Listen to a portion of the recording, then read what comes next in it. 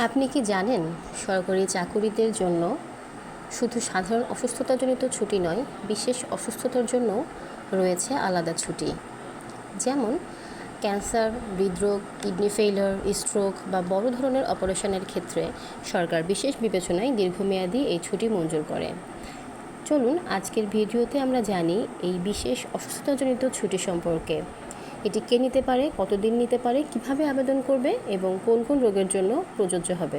চলুন জেনে নেই বিস্তারিত। প্রথমে আমরা জেনে নিতে চাই যে বিশেষ অসুস্থতাজনিত ছুটি কী। এটি দীর্ঘমেয়াদী বা গুরুতর কোনো রোগে আক্রান্ত হলে দেওয়া হয়। এটি সাধারণ অসুস্থতাজনিত ছুটির থেকে আলাদা আর সরকারের বিশেষ অনুমোদন প্রয়োজন হয়। তো এই ছুটি সাধারণত কোনো ঠান্ডা, জ্বর বা সামান্য অসুস্থতার জন্য নয়। এটি বড় কোনো অসুখ যেমন ক্যান্সার, স্ট্রোক, বড় অপারেশন বা হৃদরোগের মতো গুরুতর অসুস্থতার জন্য দেওয়া হচ্ছে। এখন জানবো এই ছুটি কারা পাবে। সরকারি চাকুরিরা এই ছুটি পাবে গুরুতর অসুস্থতায় আক্রান্ত, যেমন একটু আগে বলেছি ক্যান্সার, হার্ট অ্যাটাক, কিডনির সমস্যা, আর চিকিৎসার প্রতিবেদন এখানে বাধ্যতামূলক। মেডিকেল বোর্ডের অবশ্যই সুপারিশ থাকতে হবে, অর্থাৎ কোনো সরকারি কর্মচারীরা যদি গুরুতর অসুস্থতায় আক্রান্ত হন তবে মেডিকেল বোর্ডের সুপারিশ অনুযায়ী এই ছুটি নেওয়া যায়। ছুটির সময়সীমা একবারে 1 মাস থেকে সর্বোচ্চ 24 মাস বিভিন্ন শর্ত অনুযায়ী নেওয়া যায়। চিকিৎসা সংক্রান্ত কাগজপত্র এক্ষেত্রে জমা দিতে হয়, আর প্রতি 6 মাস পর পর রিভিউ হতে পারে। অর্থাৎ এই ছুটি একবারে 24 মাস পর্যন্ত নেওয়া যায়, তবে প্রতিটি পর্যায়ে ছুটির মেয়াদ নির্ধারণ ও রিভিউ প্রয়োজন।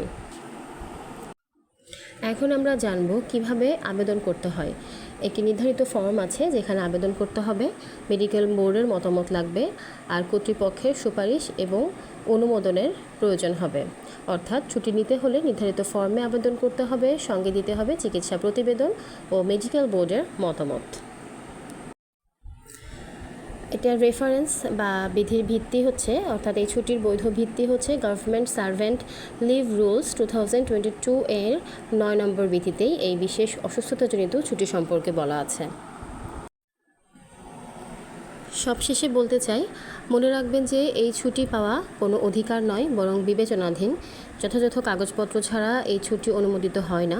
চিকিৎসা সংক্রান্ত ডকুমেন্ট ও সুপারিশপত্র অনেক গুরুত্বপূর্ণ। সবশেষে বলতে চাই, সরকারি নিয়ম কানুন বুঝে চললেই অনেক কিছু সহজ হয়। এমন দরকারি বিষয় নিয়মিত জানতে সাবস্ক্রাইব করে পাশে থাকুন। ভালো থাকবেন। তথ্যই শক্তি, অফিসিয়াল ইনফো অ্যান্ড ইন্সপায়ার আপনার পাশে আছে সবসময়। ধন্যবাদ।